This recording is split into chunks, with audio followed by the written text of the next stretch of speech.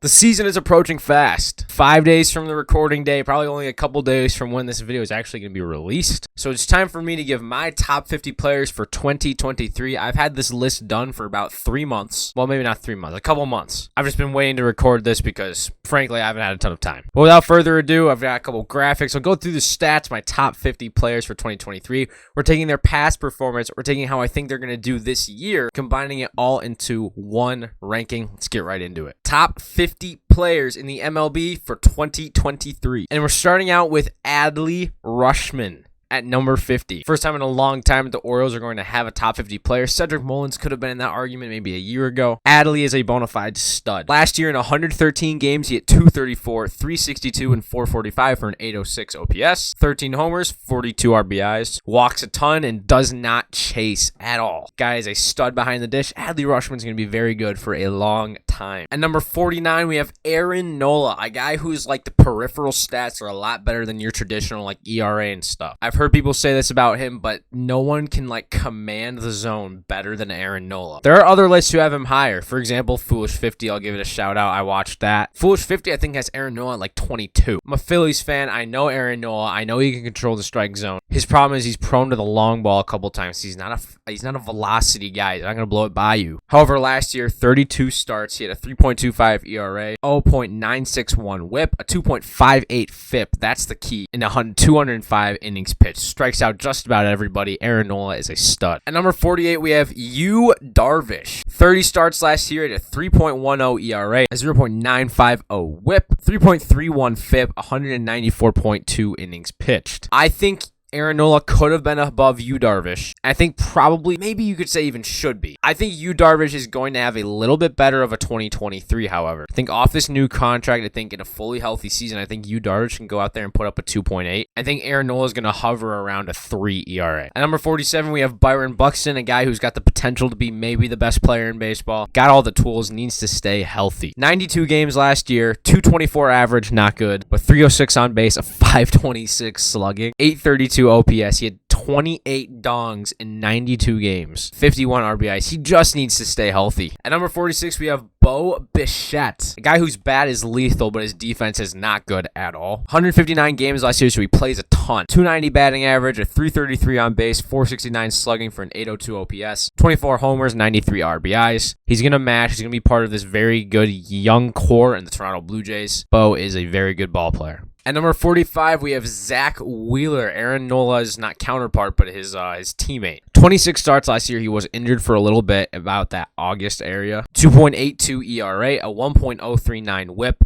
2.89 FIP, and a 153 innings pitched. He needs to have a healthy bounce back. The only thing you could say, he did get rocked in the World Series twice. Wheeler is not like NOLA. He will blow it by you. He's got this new like sweeping slurve thing he's got going. I'm very excited to see how that looks. At number 44, we have Jeff McNeil. As much as I hate the Mets, I love me some Jeff McNeil. Batting title champion last year, 148 games, 326 average, 382 on base, a 454 slug for 836 OPS. Only 9 homers, 62 RBIs, but his contact approach and his very good defense, multiple positions. Jeff McNeil is a stud. At the number 43 spot, I have Zach Gallen, one of the more underrated players in baseball. Last year, he asserted himself as maybe being like the Cy Young favorites for this year. 31 starts to a 2.54 ERA at 0.913 whip, 3.05 FIP, and 184 innings pitched. Zach Gallen's a beast. I love Zach Gallen. I think that he's not going to be traded because he is a young piece of this core, but I'm interested to see what they do with him. Are they going to build around him, or is he going to be one of the guys they end up trading away in a couple of years? I'm not sure. I do like this Diamondbacks team. My full season predictions are going to be coming out either tomorrow when you see this or 2 days from now. So stay tuned for that. At number 42, we have Marcus Semien. If you butter knife out his beginning of the year stats, he was one of the best hitters in baseball for like the last 100 games of the year. Still a beast. Last year, you could say in a down year, 161 games played, best abilities availability, 248 average, 304 on base, 429 slugging, 733 OPS, 26 homers, 83 RBIs. Very good glove. An underrated year from Marcus Semien. To some people, disappointing. He's not going to be able to do what he did in Toronto every single year. At number 41, we have BRYAN Reynolds of the Pirates. He continues continues to hit and play center field super well. I thought he'd be traded to the Yankees this offseason, I'll be completely honest. But 145 games, 262 average, 345 on base, 461 slug, 806 OPS, 27 homers, 62 RBIs. Either pay him now or trade him now because you have a good core coming up. And I think that he could be part of it. You just gotta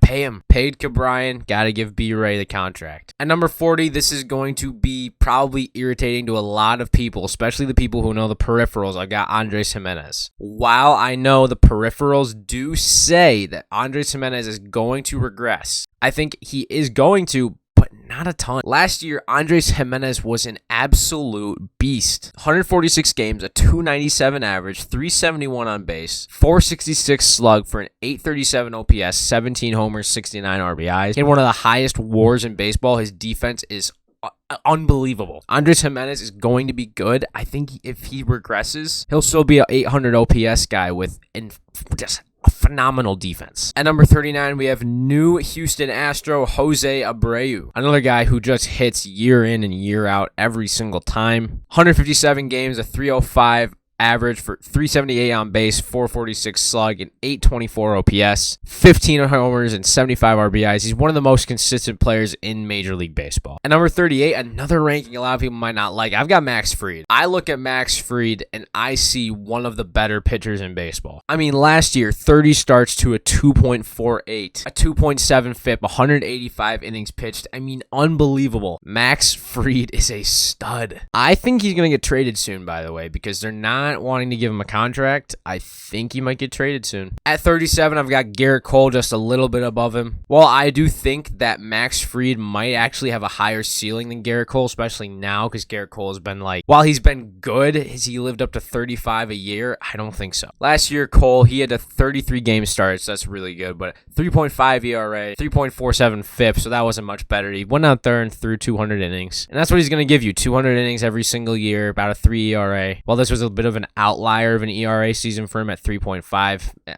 whatever. At 36, I have Dylan Cease, another one that might not make a ton of sense to you. Last year, he had an unfathomable year. Yes, it was 1 year, but I mean, he does have the ability to keep that going. Signs point to he will be able to keep it going. 32 starts, a 2.2 ERA. The FIP was a little higher, 3.1, which is like, well, then how is he going to be able to keep this up? It's because the White Sox defense behind him is above par. Now that Abreu's out of there, who just wasn't a defensive guy, you've got guys like Elvis Andrus who are behind you. Tim Anderson, we saw, was a good defender when he's at second base. Yon Moncada, I mean, you're going to have pretty good defense. Lou Bob in the outfield, pretty decent defense behind him. I think that's why he can keep it going. 35, yes, another pitcher. I got Carlos Rodon. I think Carlos Rodon is better than Gerrit Cole. 31 starts to a 2.88 ERA, but don't let that fool you. A league and MLB best 2.25 FIP because the defense behind him in San Francisco was absolutely atrocious. That was in 178 innings pitched. Now he's going to start the season on the IL. I think Rodon is going to be a stud for the Yankees. 34th spot, I have Pete Alonso. In 160 games, he had 271, 352, and 518 for an 869 OPS, 40 homers, and a league best 130 RBIs. His defense as well improved. Still not great, but improved last year. I hate the Mets, but I don't know how I could hate the polar bear. At 33, we got one of the best overall pure hitters in baseball, Xander Bogaerts. Again, year in, year out, he's going to give you everything he's got. Just got paid big time by the Padres. 150 games, 307 average, 377 on base, 456 slugging for an 833 OPS, 15 homers, 73 RBIs, and the defense finally improved. I think Xander is going to live up to this contract in the first few years. However, the back end of that is going to look absolutely terrible for them. Maybe one of the most shocking rankings of mine in this whole video, Framber Valdez at 32. Last year, in 31 starts, a 2.82 ERA, 3.06 FIP, and that was in 201 innings pitched. His big thing, he had this quality start streak. I think it was some ridiculous number. I believe it was 26 games in a row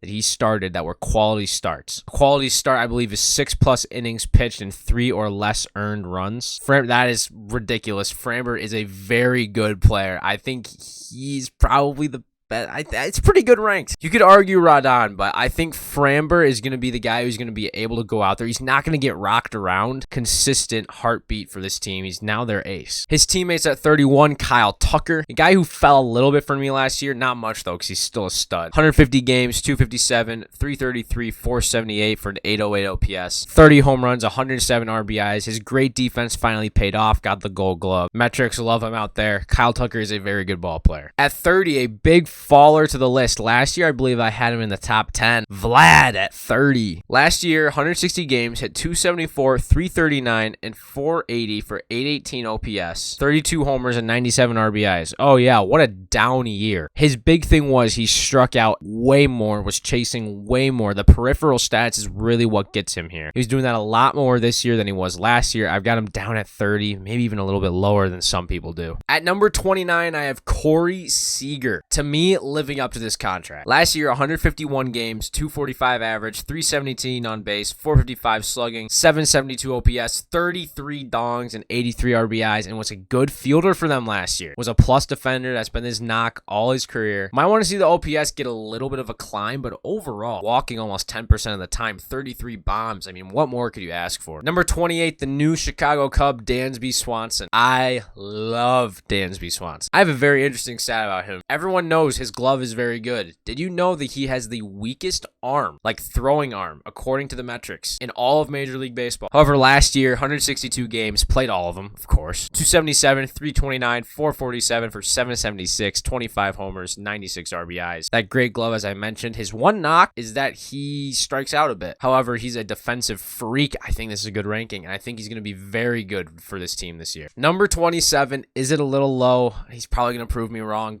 Ronald Acuna Jr. is going to be here at 27. I saw a lot of people dropped him into the 20s. As I said, I made this list a while ago, so 27, it ended up being a little lower than a lot of places. But really, after that injury last year, he did not look as good. He stole a lot of bags, but it's because he had a lot of volume. He also got thrown out a lot. But his defense was noticeably worse. His hitting was a little bit worse last year. Still not bad at all. 119 games, 266, 351, and 413 for 764 OPS, 15 homers, and 50 RBIs. Knee injury definitely affected his defense as well. 26, your bounce back player, Francisco Lindor, who we already know, probably the best defensive shortstop in the game. However, this bounce back year, is it really $35 million worth? I'm going to say no. 161 games, because why not? 270, 339, 449, 788 OPS, 26 homers, 107 RBIs. To me, I just don't know if that's 30. And you could counter that by saying, well, you just said Corey Seager was, but you gave up a ton for this guy and then gave him a mammoth contract. I can't judge him on that. I think this is about where he should be because the hitting's still not up to snuff with a lot of other guys ahead of him. 25, reasserting himself. It's Alex Bregman. Pretty much told the whole world and all the baseball world that yes, he is still one of the better third baseman in the whole entire game. 155 games, 259, 366, walked over 10% of the time. 454, 820 OPS, 23 homers, and 93 RBIs. Finally got healthy. Apparently an Alex Bregman without a broken arm can actually play, so see him do it again. At 24, I have Max Scherzer. Again, a tougher guy to rank because he had a really good season last year, but at the end really bottomed out, couldn't keep up his stamina. However, he's going to be very good this year. Last year, he was incredible. 23 starts. Yeah, he was injured for a little bit. 2.29 ERA, 2.62 FIP, and 145 innings. Scherzer is a beast. The toughest guy to rank on the whole list is Fernando Tatis Jr. Because of the PEDs, he's still a great hitter. I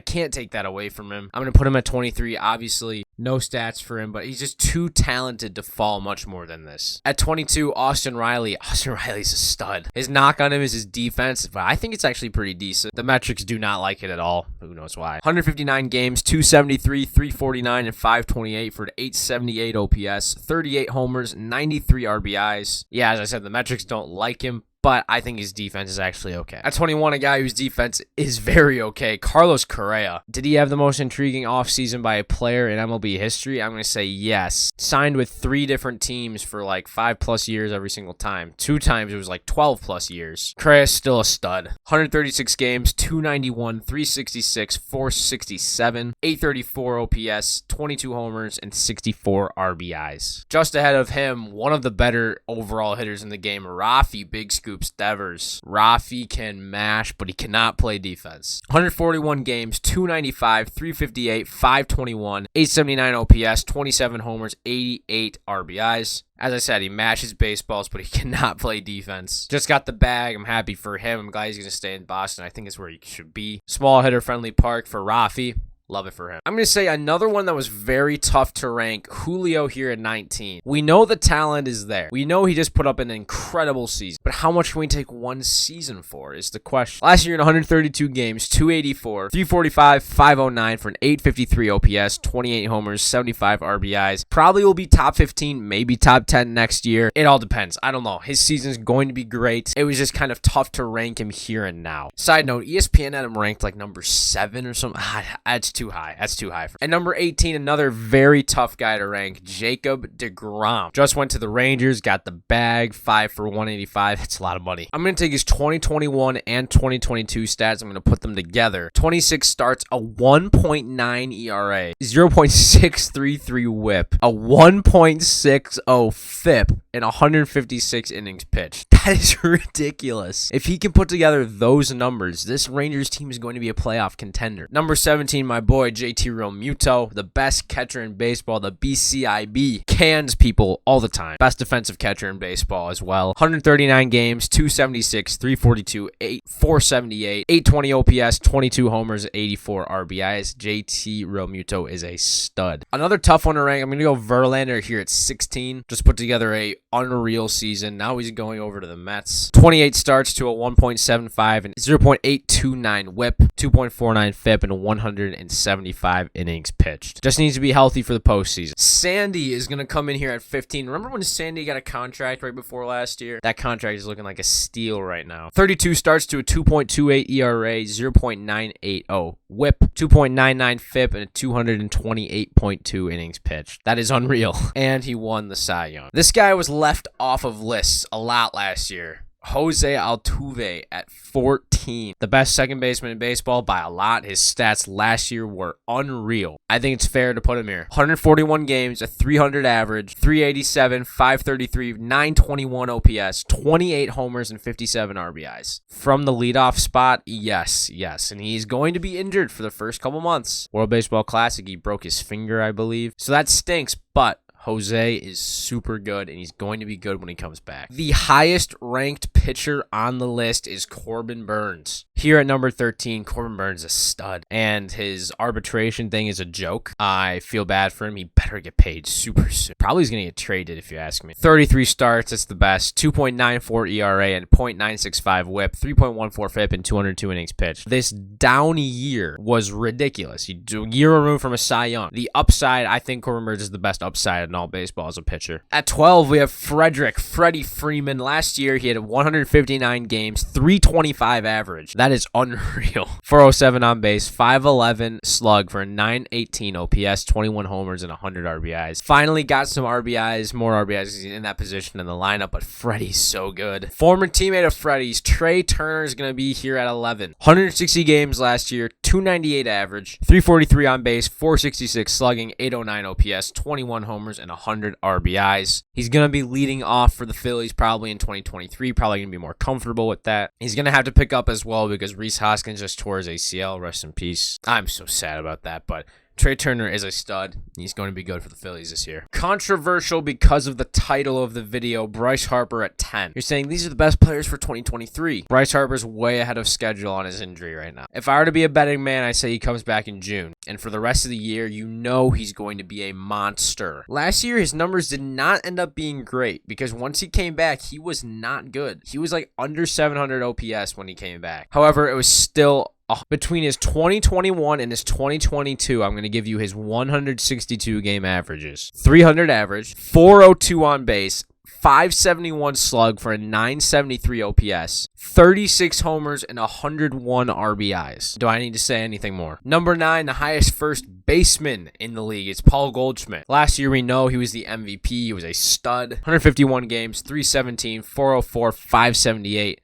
981 OPS, 35 homers, 115 RBIs, and he was a Gold Glover. Not last year, he was a finalist last year, but he is a Gold Glove first baseman. He's done it in the past. Paul Goldschmidt is a stud. At number 8, we have J-Ram, Jose Ramirez. 157 games, 280, 355, 514, 869, 29 homers, 126 RBIs. His glove is so good. He's so close to the other third baseman on this list, but he's going to have to be a little behind. Can we stop with the Juan Soto is no longer good anymore? I get it. Down-ish year last year, but let's read the stats. 153 games, 242, yeah, that's meh. 401 on base, that's incredible. 452 slugging, pretty good. 853 OPS, that's pretty good as well. 27 homers, I'll take that. And 67 RBIs, majority of the year being on the worst team in baseball practically. I'll take that. Juan Soto is still really good. I says Poppy. Can he play baseball? His name's Mookie Betts. 142 games, 269, 340, 533, 873 OPS, 35 dongs, 82 RBIs, and a great glove. Are we going to see him play some second base this year? I'm interested to see. Manny Machado at 5. Boy, I went back and forth on this one so much. I'm going to do the next two together. So Manny, in 150 games, he was 298, 366, 531, 898, 32 homers, 102 RBIs. His glove is so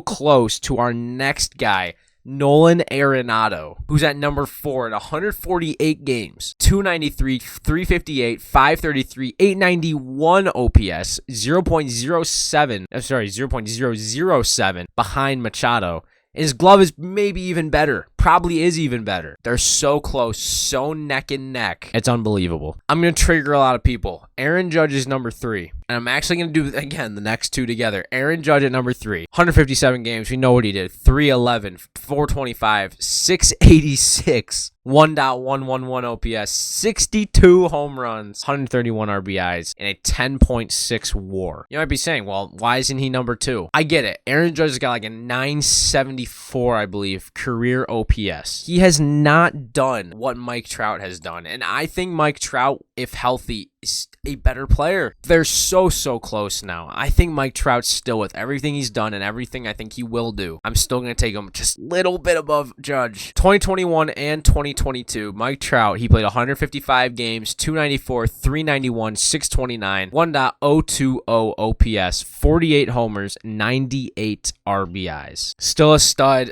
It's so close. And obviously, is it even a question? The greatest baseball player on the earth. He showed it in the WBC. It's Shohei Ohtani. 157 games, 273, 356, 0.5, 519, and 875. 34 homers, 95 RBIs. Oh yeah, and a 2.33 ERA and a 2.40 FIP in 166 innings. Do I need to say anything more? He's the greatest baseball player right now and might be my MVP pick. You'll have to see in the video that comes out like tomorrow or the next day, as I said. That was the rankings. If you enjoyed the video, remember to leave a like as well as subscribe. Tons of new content coming out for the MLB season. I will see you guys in the next one. Drop your comments on the rankings down in the comments.